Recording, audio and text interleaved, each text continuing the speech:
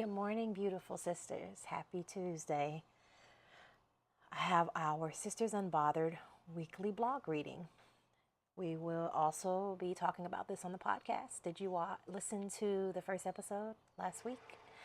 If not, please go to the link in my bio. You can access it through Substack, YouTube, Spotify, and Apple Podcasts. I suggest you do so because it's not the same as reading the blog itself, because I expand more and sometimes it's hot off the press. So I encourage you to check that out. Today's reading is called Releasing Control, Letting God Lead R.E.S.T. All right, here we go. Over centuries in this country, Black women of African descent have endured some of the most horrifying atrocities known to humanity.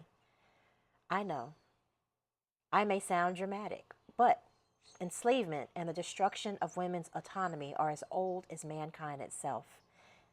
Right now, though, I want to speak to how and why Black women have been forced to carry the mantle of strength and self-sufficiency. We have not only been conditioned to be the mules of the world, we have been thrown into it.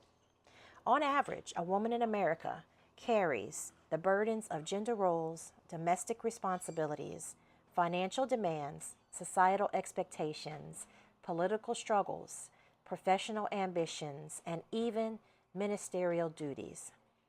But for us, there's more. The additional weight of racial disparities presses down on our communities. We have had to learn how to punch the tree until our hands and bodies could handle the trauma. Calluses forming as protection for ourselves, our families, and our people. We are different. And it is this truth that leads us to the realization that we deserve to acknowledge our differences fully and wholeheartedly. We have carried the weight of this country on our shoulders. But my sisters, we were never meant to do this in our own strength. Tricia Hersey wrote in her book, Rest is Resistance, "You are not a machine. Stop grinding yourself into exhaustion as if your worth is tied to how much you produce." She's right. Our worth is not found in our productivity.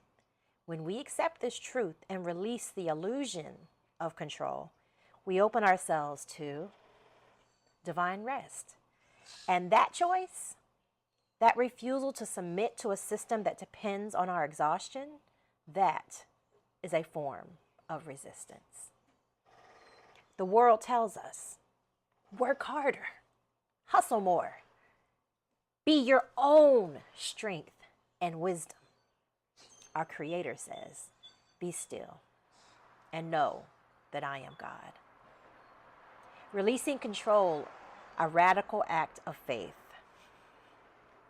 To truly rest, we must relinquish the belief that we are all we have and that what we have is all there is. Even though this thinking, however warranted, has kept us alive, it has also conditioned us to believe we are our own gods. Sis, if you are your own God, then where do you turn for true rest? No matter how much we try to control ourselves, others, or our circumstances, we cannot. The world around us is changing faster than we can keep up. It's an endless cycle, a grind, a hustle. And refusing to see it for what it is makes us vulnerable to the world's temptations, temptations that keep us locked in exhaustion. 1 John 2:16 warns, "For all that is in the world, the desires of the flesh and the desires of the eyes and pride of life, is not from the Father, but it is from the world." What does this look like in our everyday lives? You might be tempted to say, "Oh, I don't struggle with that. I don't struggle with lust." But let's be real. Lust is not just about physical desires. Let's break it down. Lust of the flesh, the addiction to busyness, overworking, and never prioritizing self-care, self-recovery, or rest. Lust of the eyes, the pursuit of status, achievements, and validation from others over seeking God's plans. Pride of life, the belief that I can do this on my own, instead of trusting God's provision, often through the people He sends to help us. I'm going to read that one again. Instead of trusting God's provision, often through the people He sends to help us. Love you. Rest as preparation. If we are going to maximize this time of rest while the world spirals around us, we need to become empowered by it. Because when the time comes for us to step back into the madness, we will need to be prepared. Preparation is underrated, especially when it comes to inner work. Releasing control and trusting God for rest allows us to realign with His design, reconnect with the woman He intended us to be, and reacquaint ourselves with our unique equipping, our soft power, to influence and impact the world around us. Because here's the truth. Our ancestral women were warriors. They endured because they had to. Let's be honest, sis. We are not built like them. We're comfortable. We're complacent. We're disconnected from our source. We are caught in the whirlwind of societal expectations and desires. But now is our time to shift. Now is our time to see and hear. Now is our time to focus and adopt a lifestyle of be instead of do. Now is our time to R.E.S.T. The R.E.S.T. framework. R, release, control. Psalms 46:10. E, embrace God's timing.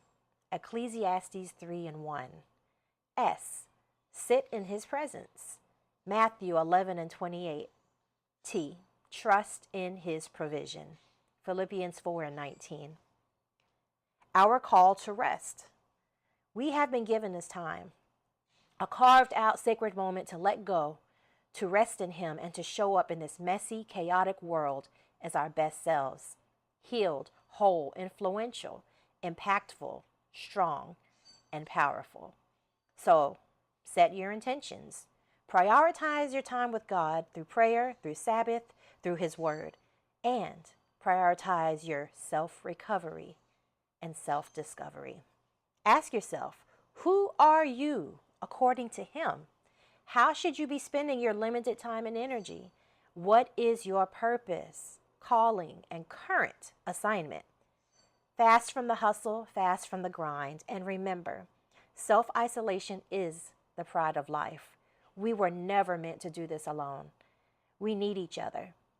Prioritize community. Build sisterhood. I'm right here with you. We got this. And most importantly, He's got us. I love you, my sisters. Have a great day.